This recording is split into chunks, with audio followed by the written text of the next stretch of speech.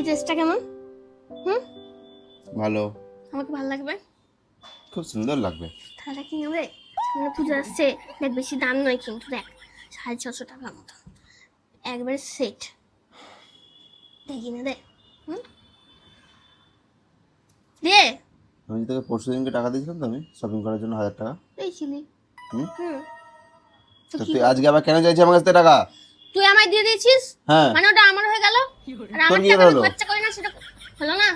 তোকে তো আমি কেনার জন্য দিয়েছি। তুই তো আমার টাকা দিয়েছিস, মানে ওটা আমার টাকা, আর আমার টাকা আমি খরচা করি না সেটা তুই খুব ভালো করে জানিস। জানিস তো? জানিস তোকে না আমি এটা কি জানিস জন্য না? দিয়েছি?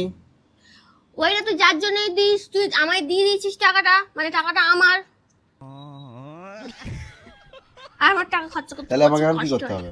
তোকে আমার এখন এই ড্রেসটা কিনে দিতে কি হবে। করে কিনে দেবো তোকে আমি? তুই কিনে দিবি তোর পয়সা থেকে। মানে আমার পয়সা থেকে কিনে অর্ডার করে তোর হাতে দেবো, তাই তো? হ্যাঁ, পুজোর সময় তো মানুষ এরকম ভাবে গিফট দেয়, যে নিয়ে হাতে দেয়, এনো এটা তোমার জন্য। তোর টাকাগুলো তুই কি করবি? আমার টাকাগুলো আমি জমাবো। জমিয়ে কি করবি? আমার কষ্ট লাগে আমার টাকা খরচা করতে। জম এক তো ঝাড়া টাকা, তারপর আবার কষ্ট লাগে। এই ঠিক ঝাড়া আছে, টাকা আমি বলিস বলছি, না, ঝাড়া টাকা বলিস না, নিজের থেকে দেয়া আমি গুলো বলছি ঝাড়া কি টাকা হয় করবি না। টাকাগুলো দিয়ে? আমি কি করবো আমার ব্যাপার, আমি তোকে জিজ্ঞেস করি তোর টাকা দিয়ে তুই কি করবি? জিজ্ঞেস করি না?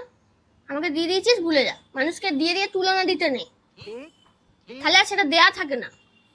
দিয়ে দিয়ে খোটা দিচ্ছে, আমি দিয়েছি, তুই কি করবি ওই টাকা দিয়ে, হিসাব নিচ্ছে আবার। দিবি তো এটা, পুজো আসছে সামনে, দিবি না? পুজোয় দেবো। আর কদিন বাকি। ঠিক আছে, পুজোর সময় দেবো।